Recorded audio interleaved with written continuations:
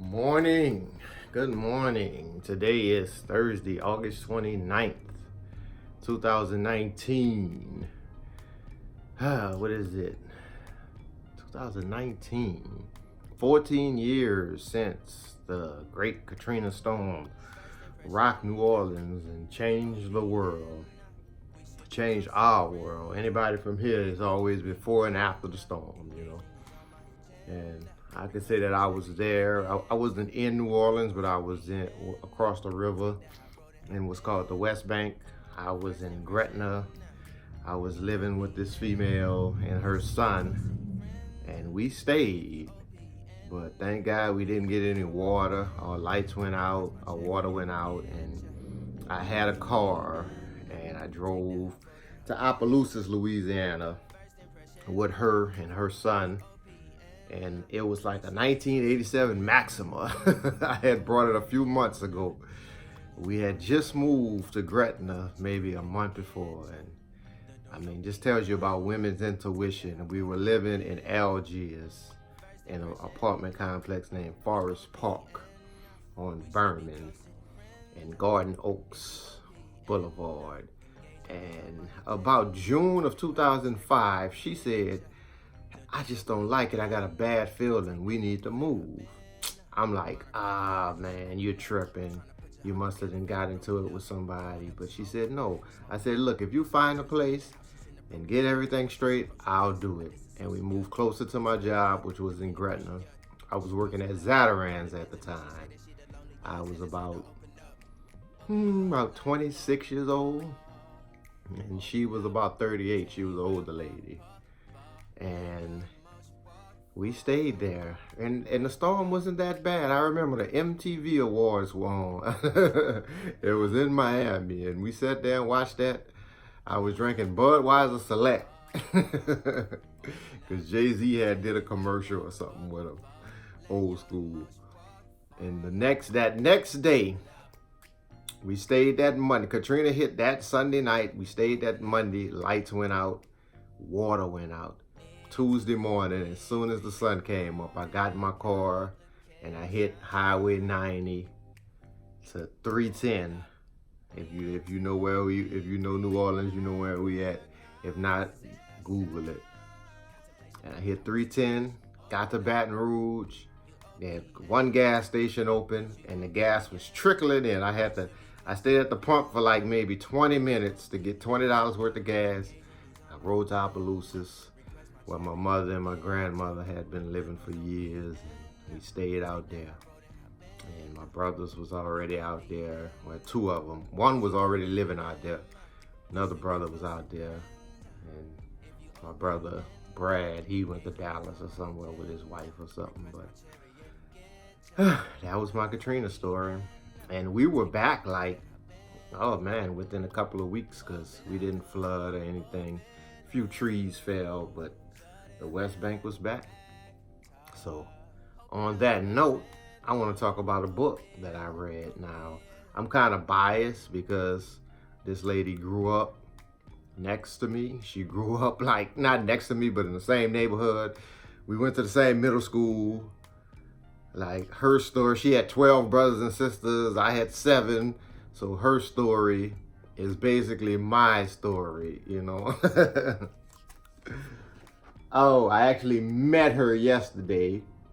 She had a book signing, and she signed it to me. I would cherish this book forever.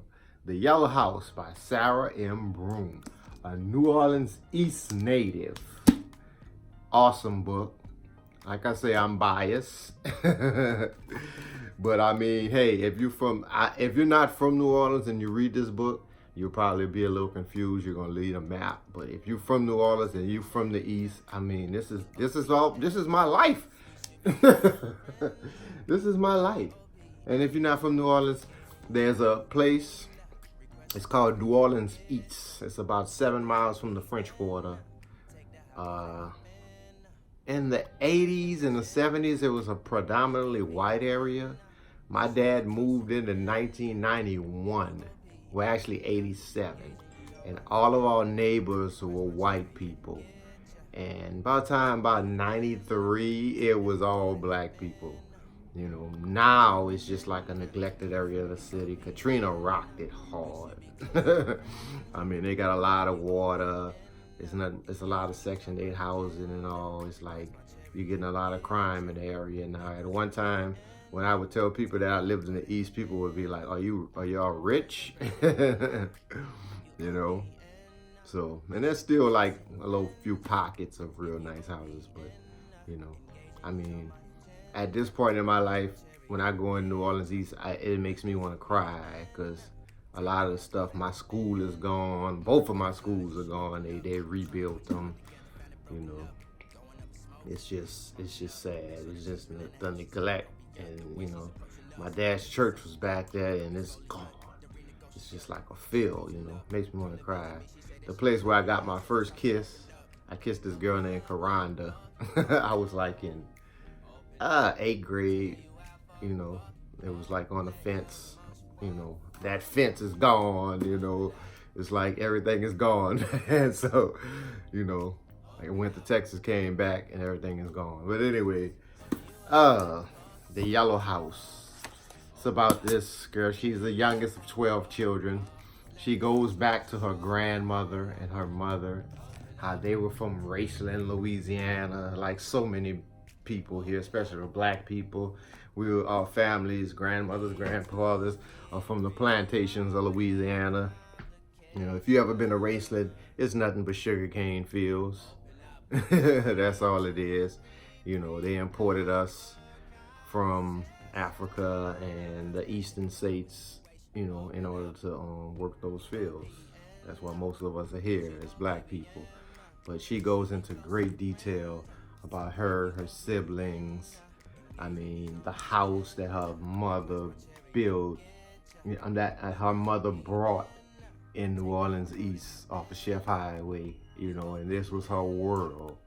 And she talks about the neglect and just the world that they were living in, and where it didn't count. She talks about how she got a map in her rental car, and they didn't even have the East on it. You know, it's basically a memoir of her life, but it's also a history of a certain area of the city that has a lot, you know, that I have a lot in common with, that I know about, you know, so much stuff. She goes into how her brothers were stuck in the house with Katrina, how it was eventually demolished like so many people's houses are. She didn't go into it, and I want to ask her, I didn't get a chance to ask her yesterday, but like just the fact how we all lost our pictures. We have most of the people my age and a little older and a little younger, we have no baby pictures because all of our pictures got lost in the storm. You know, now that's something people take for granted, you know, but many of us have no pictures of that time, you know. I mean, my dad had so many pictures in his house that he lost, my cap and gown, my diploma, you know. I got a new one, but, you know, it was so much. And she talks about, she actually moved to New York City. She was working for Old Magazine. You know, she moved to Harlem. She moved to Africa, the country of Burundi, you know, in East Africa. You know, I mean, she had so many adventures. And, you know, she talks about her grandmother dying and her mother meeting her long lost brother. And it's just a great story. It's just a great story of just one family, you know. It's just a great story of one family in this area that has so much to do with the other families. And, you know, so much of our history is interlinked. I would suggest that anyone would read this book. This is a book they're going to be talking about for a long time. This should be required reading in every school in this area. It really should. I mean, parents, if you have a copy, if you want to have your children know anything about New Orleans East, or how we grew up, this is the book. I mean, just fascinating. Just fascinating. She even has a part where she moved into the French Quarter, and she talked about just the details of how, you know, how that would feel. That was one of my dreams, to like buy a condo in the French Quarter, but I never sat and thought, how would that feel day to day? You know, just living there as a neighborhood, you know. So, much praise, much honor, Sarah Broom. Buy this book. Peace.